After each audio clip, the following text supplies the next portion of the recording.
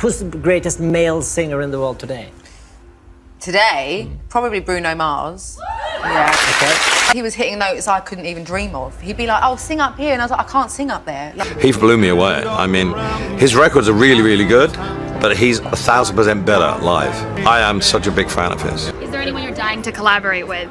Bruno Mars. I feel like he's like the most amazing artist around right now. I feel, even though obviously he's very popular, I still feel like he's very underrated. Very underrated.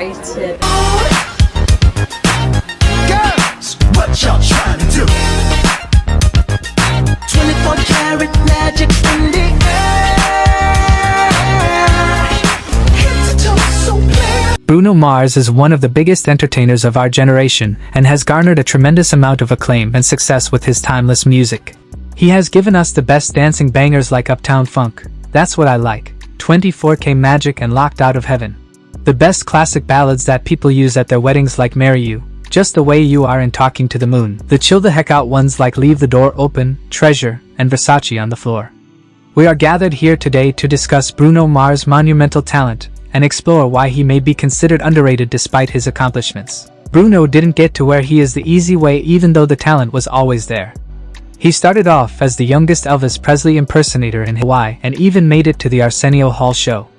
It started well, but after his parents' divorce and losing their family business, he was in a horrible financial situation. While still in high school, he came up with a new way to make ends. Mars started with impersonations of Michael Jackson for $75 a night, while opening for a magic show called The Magic of Polynesia. After graduating high school at 17, he bought a one-way ticket to Los Angeles and was able to sign with Motown Records almost immediately. Motown executives unfortunately failed to recognize his potential as an artist, signing him and then dropping him within a year. Bruno describes this part of his career as one of the most difficult ones, but is still grateful for the experience. Motown signed you up and you thought, whoa, this is it. I have arrived. Yep. I, Bruno Mars, am a Motown sensation. And then boom, almost as fast as you got it, they dropped you. How did that feel, that time in your life? It was taking a step back. I used to be able to walk into a room and say, hey, I'm Bruno Mars, I'm signed with Motown Records. Now I have to say I got dropped from Motown Records. You lose leverage, you lose people believing in you. It's not Motown's fault. I was too young. I knew I could sing, but there's so much more that I had to learn. I didn't come from the recording background. I came from doing live shows and performing with bands, and that was my craft. At Motown, he got to meet Philip Lawrence, and before he would make the decision to return back home, Philip gave him the idea to start writing and producing for other artists with him. This helped him grow as a writer and a producer, as well as to make a name for himself in the music industry. We're still here for you. We're still here. We're still here. We still standing. They try to knock us down, but they can't knock us down. That experience together with the newfound confidence is what ultimately got him a deal with Atlantic Records. I grew as an artist, I grew as a writer. I wrote songs every day. I started producing, and you know, practice is what you need.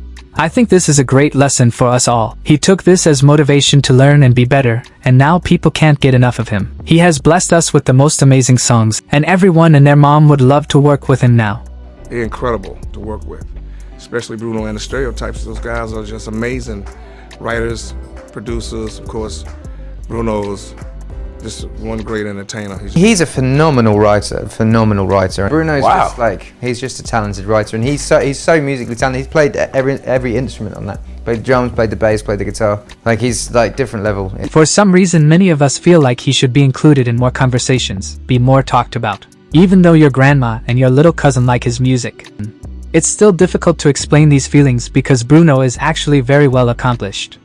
He has like 12 Grammys, including Album of the Year and Best Engineered Album of the Year for 24K Magic.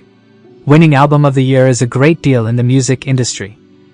So much so that people are still upset they never gave one to Queen Bee, even though she is literally the person with the most Grammys. The year before, in 2017, he actually also won for his role as a producer with Adele's album Adele's 25. He made it to the Super Bowl twice, as a guest and as the main act. Bruno is without a doubt incredibly talented, but not only as a singer with an impressive vocal range, but as mentioned before, as a songwriter. Did you know Bruno wrote the massive hit Forget You by CeeLo Green and All I Ask by Adele? I recently did a song for CeeLo called F You. I don't know if you guys heard that. See you driving around town with the girl I love, and I'm like, F you.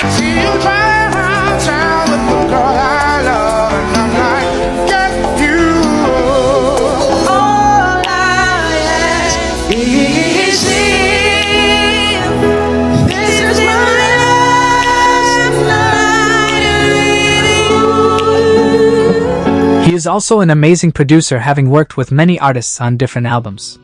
His music ranges across various genres. He has shown that musical versatility by venturing into different styles including pop, R&B, funk soul, and reggae. He is also able to combine all of that and make a unique and distinctive sound. Last but far from least, Bruno is one of the best performers ever. When it comes to showmanship and performance, Bruno is one to captivate audiences with his electrifying stage presence. It's giving James Brown, it's giving Michael Jackson, Elvis Presley. He has superstar charisma. And above all, he gives that Bruno Mars unique experience and touch to it. It makes his performances literally unforgettable. Many fans even say that they like it more than even the album version. On top of that, Mars is a multi-instrumentalist. He plays the guitar, the piano, the drums. It is very impressive how authentic he is in his music. Mars has also collaborated with many notable artists throughout his career, and you can see it's mainly about the music for him. He is able to adapt to different styles of music, like he did at his halftime performance with Red Hot Chili Pepper, and it was amazing to see and very enjoyable to watch. He was awesome, intelligent, kind. His collaboration with Mark Ronson in Uptown Funk is an unforgettable chart-topping hit that made the summer of 2014. It was playing everywhere all over the world, making it the most successful song of Bruno and Mark. It topped the Billboard 100 for 14 consecutive weeks and was 7 weeks on the UK singles chart. But why do we feel like he is underrated though? Well, here are some theories. Again, Bruno is a megastar, a legend and a man of many talents. One could argue that he is actually not underrated as he has only a few albums out, a ridiculous amount of hits and plenty of recognition for it. Man, I don't know who won over Kendrick and Jay. Bruno Mars is incredible. Bruno Mars is great. I just met by accident Bruno Mars, and I love he's an amazing singer and writer too. I always say when I grow up I want to be the female version of Bruno Mars. I want to be the girl version of Bruno Mars. I think he's amazing. He can do whatever he wants and be completely successful with it. What could be happening here is that he is so ridiculously good at what he does that we expected him to be at a level where he could not leave his house in peace, and fans would not let him rest. Especially compared to some of your other faves that don't have as many talents as him. But who wants that anyways? And I think Bruno is very strategic with this, as he enjoys life more like this. He doesn't share his private life and behaves very down to earth, like he is some regular schmegular. To the point that people actually don't even pay too much attention to his private life. I've seen people surprised at him having a long-time partner, his government name being Peter, his white powder arrest. We don't talk about Bruno, no. Now what do we know about Bruno?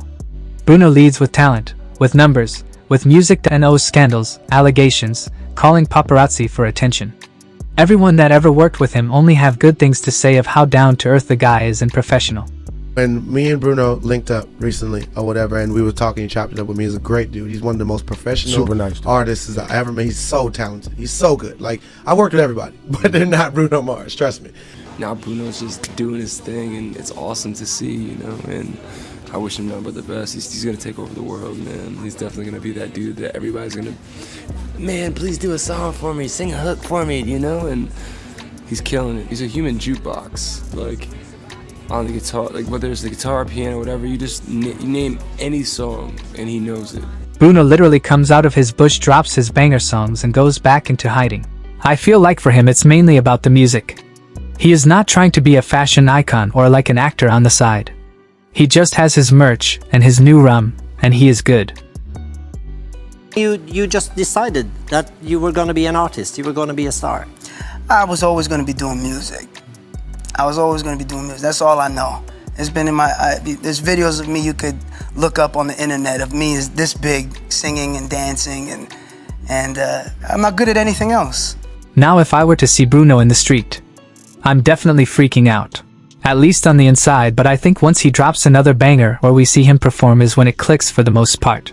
Like, damn, Bruno is an effing superstar. Do you think Bruno is underrated?